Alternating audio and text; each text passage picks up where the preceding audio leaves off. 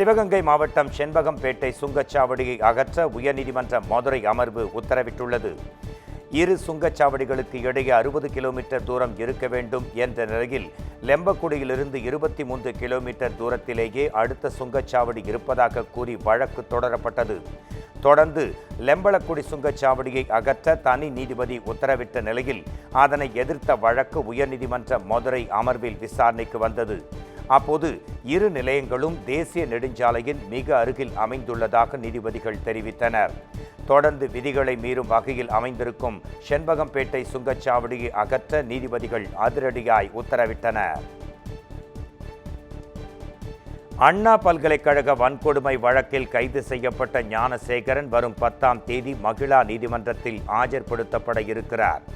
சென்னை அண்ணா பல்கலைக்கழகத்தில் மாணவியை பாலியல் வன்கொடுமை செய்ததாக ஞானசேகரன் என்பவர் கைது செய்யப்பட்டார். அவர் மீது சிறப்பு புலனாய்வு குழுவினர் 112 பக்கங்கள் கொண்ட குற்றப்பத்திரிகையை தாக்கல் செய்த நிலையில் சைதாப்பேட்டை 9வது நீதிமன்றத்தில் ஞானசேகரன் ஆஜர்படுத்தப்பட்டார். தொடர்ந்து வழக்கு விசாரணை சென்னை அல்லிக்குளம் வளாகத்தில் செயல்பட்டு வரும் மகிழா நீதிமன்றத்திற்கு மாற்றப்பட்டது தொடர்பாக அவருக்கு எழுத்துப்பூர்வமாக தெரிவிக்கப்பட்டது. இதையடுத்து போலீசாரின் பலத்த பாதுகாப்பிற்கு மத்தியில் புழல் சிறைக்கு ஞானசேகரன் அழைத்துச் செல்லப்பட்டார். அடுத்த கட்டமாக வரும் 10ஆம் தேதி அவர் மகிழா நீதிமன்றத்தில் ஆஜர்படுத்தப்பட உள்ளார். கிருஷ்ணகிரி மாவட்டம் ஓசூர் அருகே குடியிருப்பு பகுதியில் பதுக்கி வைத்திருந்த 715 கிலோ செம்மரக்கட்டைகள் பறிமுதல் செய்யப்பட்டன. ஓசூரை அடுத்த பாகலூர் காவல் நிலைய எல்லைக்குட்பட்ட கூசனப்பள்ளி கிராமத்தில் குடியிருப்பு பகுதியில் தடை செய்யப்பட்ட விலை உயர்ந்த செம்மரக்கட்டைகள் பதுக்கி வைக்கப்பட்டிருப்பதாக போலீசாருக்கு ரகசிய தகவல் கிடைத்தது. இதையடுத்து ராஜு என்பவரின் வீட்டின் பின்புறமாக பதுக்கி வைக்கப்பட்டிருந்த 715 கிலோ செம்மரக்கட்டைகளை காவல்துறையினர் பறிமுதல் செய்தனர். பதுக்கி வைக்கப்பட்டிருந்த செம்மரக்கட்டைகளின் மதிப்பு 3.5 கோடி ரூபாய் என கூறப்படுகிறது. இதையடுத்து தலைமறைவான வீட்டின் உரிமையாளர் ராஜுவை போலீசார் வலை வீசி தேடி வருகின்றனர். துபாயிலிருந்து மும்பை வழியாக சென்னைக்கு கடத்தி வரப்பட்ட 2 கோடியே 80 லட்சம் ரூபாய் மதிப்புள்ள 3.5 கிலோ தங்கத்தை பறிமுதல் செய்து மத்திய வருவாய் புலனாய்வு பிரிவு அதிகாரிகள் விசாரணை நடத்தி வருகின்றனர். சென்னை உள்நாட்டு விமான நிலையத்திற்கு மும்பையில் இருந்து வரும் விமானத்தில் பெருமளவில் தங்கத்தை கடத்தி வருவதாக மத்திய வருவாய் புலனாய்வுத்துறை அதிகாரிகளுக்கு ரகசிய தகவல் கிடைத்தது. இதையடுத்து சந்தேகப்படும் பயணிகளை நிறுத்தி சோதனை செய்த அதிகாரிகள் 3 பேரின் உள்ளாடைகளில் மறைத்து கடத்தி எடுத்து வரப்பட்ட 3.5 கிலோ தங்க பசையை பறிமுதல் செய்தனர். அதன் சர்வதேச மதிப்பு 2 கோடியே 80 லட்சம் ரூபாய் என தெரிவித்த அதிகாரிகள் 3 பேரையும் தியாகராய நகரில் உள்ள மத்திய வருவாய் புலனாய்வுத்துறை அலுவலகத்திற்கு கொண்டு சென்று விசாரணை நடத்தி வருகின்றனர். சேலத்தில் ரயில் மறியல் போராட்டத்தில் ஈடுபட முயன்ற தமிழக வாழ்வுரிமை கட்சியினர் 500க்கும் மேற்பட்டோர் தடுத்து நிறுத்தப்பட்டனர். மத்திய அரசின் புதிய கல்விக் கொள்கையில் இந்தி திணிப்பை கண்டித்து சேலம் ஜங்ஷன் பகுதியில் தமிழக வாழ்வுரிமை கட்சியின் சார்பில் ரயில் மறியல் போராட்டம் நடத்த முற்பட்டனர். அப்போது பாதுகாப்பு பணியில் இருந்த ரயில்வே போலீசார் மற்றும் சூரமங்கலம் போலீசார் அவர்களை தடுத்து நிறுத்தியதால் அங்கு பரபரப்பு நேரிட்டது.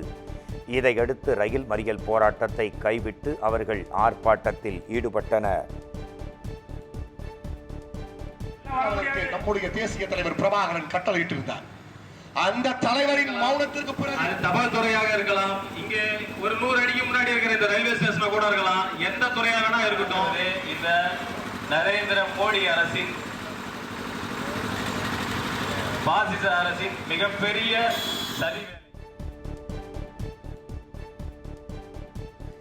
ஆன்லைன் விளையாட்டிற்கான புதிய விதிமுறைகளை எதிர்த்த வழக்கில் மத்திய மாநில அரசுகள் பதிலளிக்க சென்னை உயர்நீதிமன்றம் உத்தரவிட்டுள்ளது. ஆன்லைன் விளையாட்டுகளுக்கான ஆதார் இணைப்பை கட்டாயமாக்கி நேர கட்டுப்பாடு விதித்து பிறப்பிக்கப்பட்ட விதிகளை எதிர்த்து வழக்குகள் தொடுக்கப்பட்டன. நள்ளிரவு 12 மணி முதல் காலை 5 மணி வரை விளையாட தடை விதிக்க மாநில அரசுக்கு அனுமதி இல்லை என மனுதாரர் தரப்பில் வாதிடப்பட்டது. மக்கள் தங்கள் சொத்துக்களை இழப்பதன் காரணமாகவே புதிய கட்டுப்பாடுகள் கொண்டு வரப்பட்டதாக தமிழ்நாடு அரசு பதிலளித்து தொடர்ந்து வழக்கில் இடைக்கால உத்தரவு பிறப்பிக்க மறுப்பு தெரிவித்த நீதிபதிகள் மனு மீது மத்திய மாநில அரசுகள் பதிலளிக்க உத்தரவிட்டனர். இதைத் தொடர்ந்து வழக்கு விசாரணை 2 வார காலங்களுக்கு ஒத்திவைக்கப்பட்டது.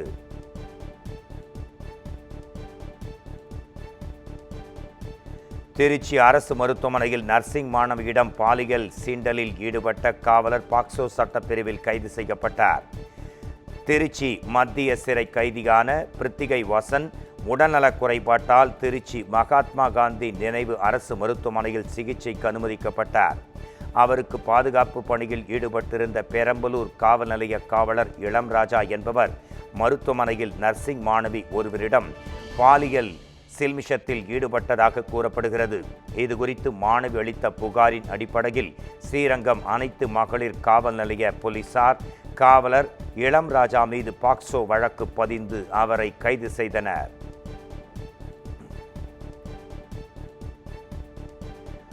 ஆசிட் கலந்த பெட்ரோலை ஊற்றி மகளை கொன்ற மருமகன் மற்றும் அவரது அண்ணன் மீது நடவடிக்கை எடுக்க கோரி மாமியார் திருப்பத்தூர் மாவட்ட காவல் கண்காணிப்பாளர் அலுவலகத்தில் புகார் அளித்திருக்கிறார். திருவண்ணாமலையார் பகுதியைச் சேர்ந்த செல்வகுமாருக்கும் கர்நாடகாவைச் சேர்ந்த உஷாவுக்கும் திருமணம் நடைபெற்று 14 வயதில் மகளும் 11 வயதில் மகனும் இருக்கின்றனர். இந்நிலையில் செல்வகுமார் அவரது அண்ணன் புகழேந்தியின் துணையுடன் வேறு ஒரு பெண்ணை திருமணம் செய்ததால் உஷாவுக்கும் செல்வகுமாருக்கும் இடையே பிரச்சனை நிலவியது. இந்நிலையில் செல்வகுமார் அவரது அண்ணனுடன் சேர்ந்து பெட்ரோலில் ஆசிட் போன்ற கெமிக்கலை கலந்து உஷா மீது ஊற்றியதால் உடல் முழுவதும் காயம் ஏற்பட்டது. இந்நிலையில் கடந்த டிசம்பர் மாதம் பெங்களூருவில் சிகிச்சை பலனின்றி உஷா உயிரிழந்தார்.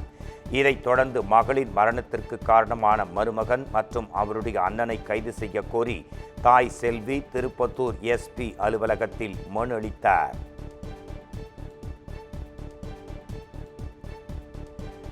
சீமான் மீதான புகார் தொடர்பாக பெங்களூருவில் வைத்து நடிகையிடம் போலீசார் விசாரணை மேற்கொண்டனர். தன்னை திருமணம் செய்து கொள்வதாக கூறி பாலியல் வன்கொடுமை செய்து கருக்கலைப்பு செய்ததாக சீமான் மீது நடிகை அளித்த புகார் தொடர்பாக உயர்நீதிமன்றம் சமீபத்தில் சீமானிடம் விசாரணையை துரிதப்படுத்தி அறிக்கையை தாக்கல் செய்ய உத்தரவிட்டது.